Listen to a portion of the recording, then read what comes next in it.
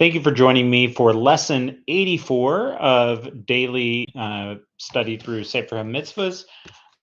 Today we are learning negative mitzvah number 357, which is related to what we've been talking about. And the the mitzvah today comes from Deuteronomy 25:5, which says, "If brothers reside together and one of them dies having no son, the dead man's wife shall not marry an outsider.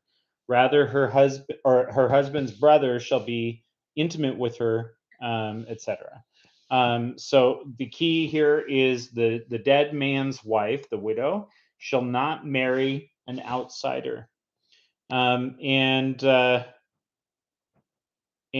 the this this is not just marry, but have relations with anyone else um, outside of the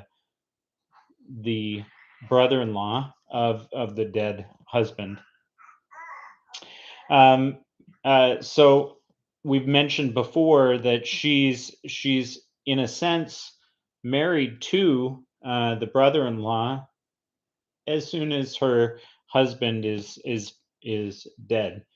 Um, and in order to get out of that situation, uh, she needs to go through this Chalitzah process with the brother-in-law in order to be released from him. And it seems, it would go down the line through the brothers, starting at the eldest.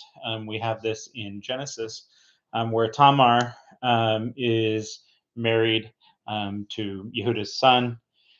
He dies, and then he doesn't have a son by her, and then she marries his next brother. He dies, and then she marries, or is goes through this process where she's to be with Onan.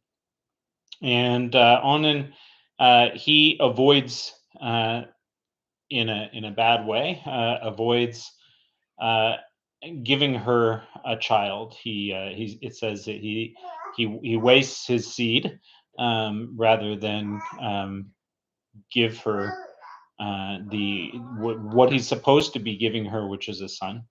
And so then she divorces him, or he dies. Then she moves on, and she's supposed to be with the youngest of the sons, but Yehuda, he doesn't want her to be with him, and this leaves her in a terrible spot where she's basically stuck a widow, and is not free to be with anyone else. Um, and then we know how where the story goes after that. But this is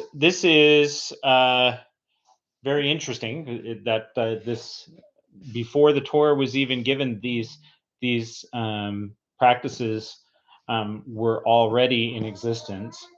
And the I heard a story by Rabbi Beryl Bell, told a story of Rav Avram of Sogachov, I believe. And someone came to Rav Avram, and said, was talking about an apostate, and he said, "Yimach Shemo, may his name be blotted out." This is the point why Yibum even happen is a thing, is so that the name of the initial husband isn't blotted out from Israel, that it continues on. So this man says to Rav Avram, he says, Yimak Shemo, about this apostate, may his name be blotted out. And Rav Avram said, "No, you can't say that." It says and he cites the Talmud Yerushalmi, that even if someone's an apostate, and they die and they don't have a son by their wife, she's to do yibum, or chalitza, with the brother-in-law, even if he's an apostate, which goes to show that even someone who walks away from Judaism is, their name is not to be removed, from Israel. Um, and so Rav Avram says, anyone who's a Jew, you should never say Yimach Shemo about them. May their name be blotted out, um, which is very poignant for me. A very poignant story.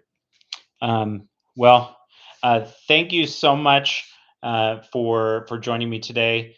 With God's help, we'll be back after Shabbos with more Sefer HaMitzvos. Thank you so much for joining me. Have a great day in every way.